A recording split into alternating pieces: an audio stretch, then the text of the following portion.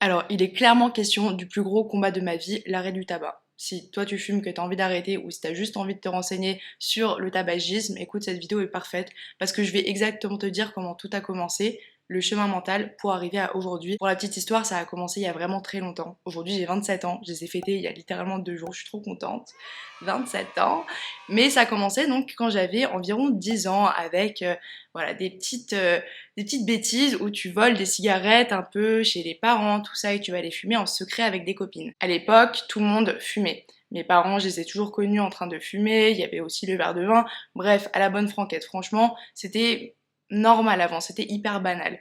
Et donc à 13 ans, quand finalement j'étais donc au collège et j'ai décidé de me mettre à fumer, eh bien mes parents ont arrêté au même moment. Donc c'était très très compliqué étant donné que quand je rentrais à la maison, mes parents, bah, ils sentaient clairement. Quand tu viens d'arrêter de fumer, enfin ça peut même te trigger, ça te donne envie de fumer, ou au contraire ça te dégoûte complètement. Il y a vraiment deux cas de figure. Et je me faisais choper à chaque fois, mais en fait l'addiction était venue tellement profondément en moi que je n'arrivais pas à arrêter tout le temps. J'en achetais, je me faisais priver de téléphone. J'avais droit à aucune petite pièce de mes parents quand on va acheter la baguette, rien, même pas les petits centimes qui restent. Non, parce que Lorraine, tu vas acheter tes clopes, nanana. Voilà, j'ai continué pour autant. Toutes mes copines avec qui je traînais à l'époque, j'étais un peu rebelle, clairement. J'ai eu une petite crise d'adolescence, voilà, qui est passée par là.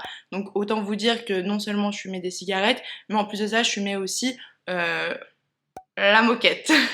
Donc vraiment, il y avait un combo des deux.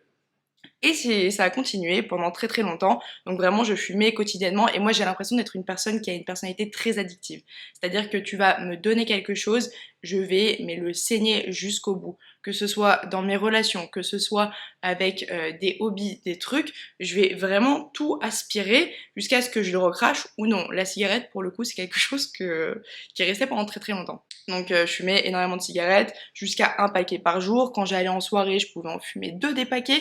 Enfin, vraiment, c'était n'importe quoi. J'étais en roue libre, mais j'adorais ça. Et en fait, je pense que maintenant, avec du recul, ce qui se passait, c'est que ça me donnait de la contenance. Le fait de fumer, déjà, c'est quelque chose qui est un peu sociabilisateur, mais tu fais le geste aussi. J'ai fumé donc des Indus au début, à l'époque, quand ça coûtait genre 4 balles.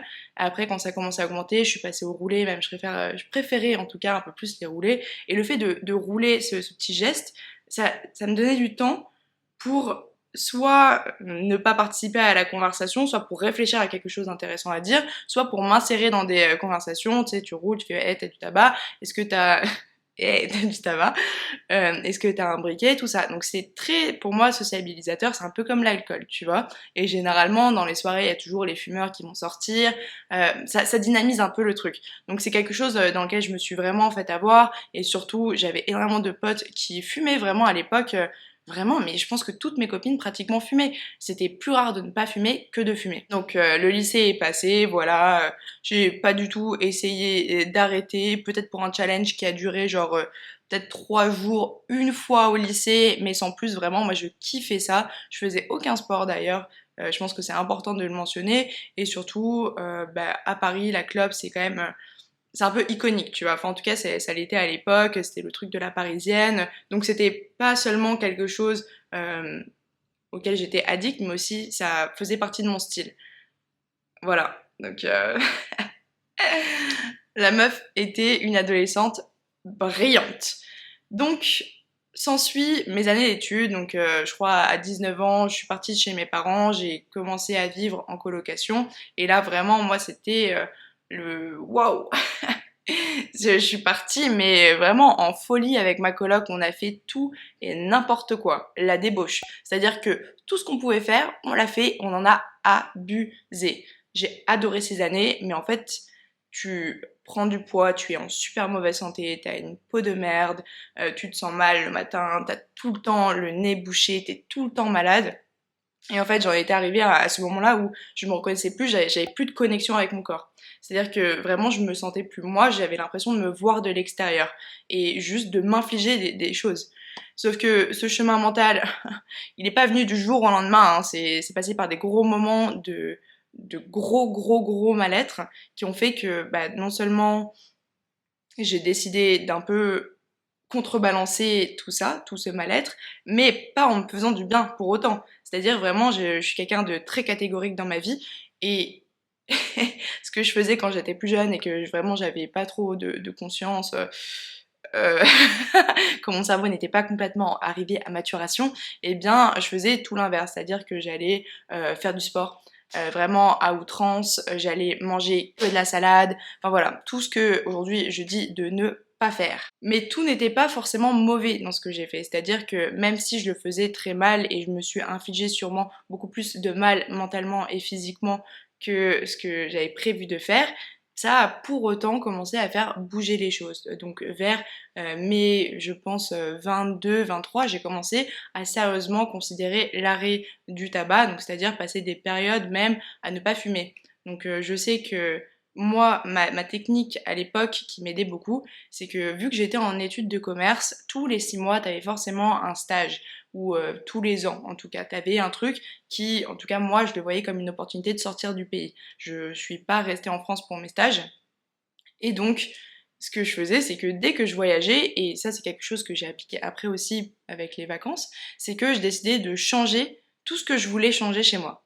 C'est-à-dire que j'avais fait mon stage en Allemagne, et bien quand je suis arrivée en Allemagne, j'ai arrêté de fumer, j'ai commencé à faire du sport, j'ai commencé à courir et j'ai commencé à mieux manger. Voilà, donc tu commences dans un nouvel endroit avec des nouvelles habitudes, et l'endroit il n'est pas souillé avec tout le passif. Je sais pas si vous voyez ce que je veux dire. Donc tu peux vraiment recommencer normalement sans qu'il y ait des choses qui te rappellent ce que tu faisais avant. Ça m'a beaucoup aidé. J'ai tenu vraiment des périodes de jusqu'à 1 an sans fumer des clopes. Mais le problème, c'est que moi, profondément, mon mode de vie, il était pas, enfin, il n'était pas encore changé. C'est-à-dire que j'aspirais à ça, et parfois, vraiment, je le faisais très bien et j'avais commencé à comprendre comment ça fonctionnait. Je mangeais beaucoup mieux, je faisais du sport, mais sans faire trop de sport non plus. J'étais pas dans des excès. Enfin, vraiment, je commençais à bien capturer ce mouvement-là. Mais quand je revenais dans mon environnement de base avec mes copines, quand je revenais après mon stage, c'était, voilà, porte ouverte pour faire tout et n'importe quoi. Et c'est quelque chose qu'aujourd'hui je regrette pas. Sur le moment, c'était un peu en mode putain, je me suis infligé ça, relou, j'aurais pu fumer tout du long, tu vois. Mais aujourd'hui, je me dis, j'ai adoré fumer. C'est quelque chose vraiment que j'ai adoré. Je regrette aucun moment où j'ai fumé, mais je suis heureuse d'avoir arrêté et je ne reprendrai jamais. Une fois arrêté mes études, je suis partie en Suisse pour commencer à travailler et c'est là vraiment où le changement s'est opéré et c'est là vraiment où je vais vous donner tous mes conseils qui ont fonctionné. Le monde du travail, moi je me le suis pris mais frontalement, c'est quelque chose auquel j'étais pas du tout prête et donc je l'ai très mal vécu en fait d'avoir toute ma routine un peu étudiante, tout ça, chamboulée, devoir travailler toute la journée et après t'as vite fait le soir pour faire ce que t'as envie de faire. C'est quelque chose vraiment qui m'a vraiment choquée. Et donc le problème c'est qu'au début j'ai pas du tout réussi à prendre mes marques et j'avais la flemme de cuisiner parce que j'étais fatiguée, j'étais pas dans un bon mood, enfin juste le travail globalement, j'avais pas envie de travailler, moi je m'imaginais pas du tout ça. Et donc j'ai pris énormément de poids, j'ai fumé tous les jours, je buvais des digestifs tous les jours. Enfin voilà, j'étais vraiment partie, non pas dans le truc que je faisais en études, en mode hey trop bien on fait la fête, on est ensemble, on est avec des gens. Là je le faisais avec mon copain ou toute seule, vraiment.